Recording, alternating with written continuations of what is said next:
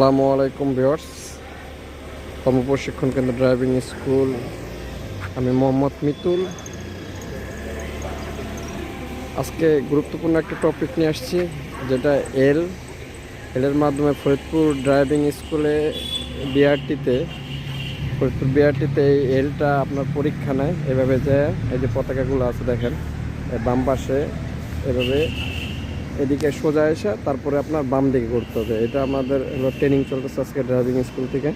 আমরা যে আজকে এল পার্কিংটা করবো, আমাদের গাড়িটা এখন কীভাবে এল পার্কিং করতেছে আমরা দেখব। যে এলভাবে ফরিদপুর বিআরটির যে লাইসেন্স পাইতে হয়, এর জন্য পরীক্ষাটা দিতেছে হলো ডাক্তার মোহাম্মদ মেহেদি হাসান। সে ট্রেনিং নিতেছে, আমরা দেখি সে কিভাবে করে। যাও সামনের দিকে আগাও, দেখেন সামনের দিকে যাচ্ছে। ও এখানে বাম দিকে ঘুরবে, বাম দিকে ঘোরার জন্য ডান দিকে চাপা রয়েছে। দেখেন পাশে একটা ওই যে রডটা আছে, রড প্লাস এই যে লুকিং গ্লাস।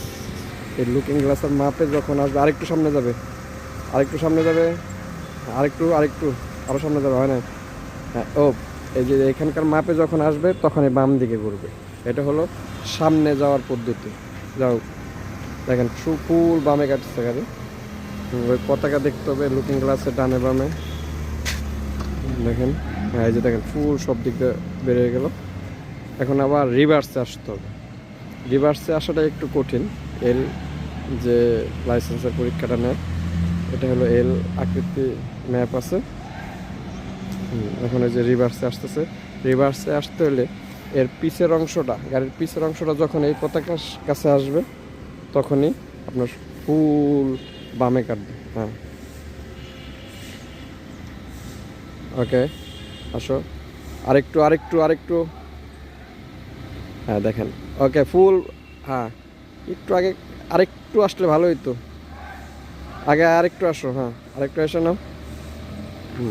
ওকে, ও ফুল বামে কাটো। হ্যাঁ, ফুল বামে কাটো, হ্যাঁ ফুল বামে কাটলে ও দেখেন স্টার্টিং হল, ফুল বামে কাটছে। কাটার পরে আপনার রিভার্সে চলে আসবে, কোথাও লাগার ভয় নাই। আসো। হ্যাঁ, বামে কাটার পরে যখন গাড়িটা ঘুরে সোজা হবে অবশ্যই ডান দিকে, হ্যাঁ ডান দিকে ঘুরে ফেলাইতে হবে। হ্যাঁ দেখেন কি সুন্দরভাবে চলে আসতেছে। কোথাও না লাগলে অবশ্যই আপনি বিআরটির লাইসেন্স পরীক্ষায় পাশ করবেন, ঠিক আছে? আর যদি আপনাদের দেখেন, হ্যাঁ সোজা করে ফেলা চাকা। সোজা করো। হ্যাঁ, সোজা করে দেখেন খুব সুন্দরভাবে ডানে বামে দেখে চতুর্দিকে দেখে চলে আসতে হবে। ওকে ভিউয়ার্স, তাহলে ফরিদপুরে ড্রাইভিং লাইসেন্স পেতে এই এল পার্কিংটা পরীক্ষা নেয়। সবাই এটা দেখবেন এবং ট্রেনিং করবেন, বা ভালো কোনো ইনস্ট্রাক্টর দ্বারা প্রশিক্ষণ নেবেন। নেওয়ার পরে লাইসেন্স পরীক্ষা দিতে যাবেন। তাহলে ধন্যবাদ সবাইকে।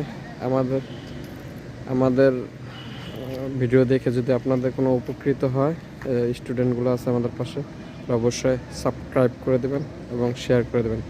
ধন্যবাদ সবাইকে। আসসালামু আলাইকুম।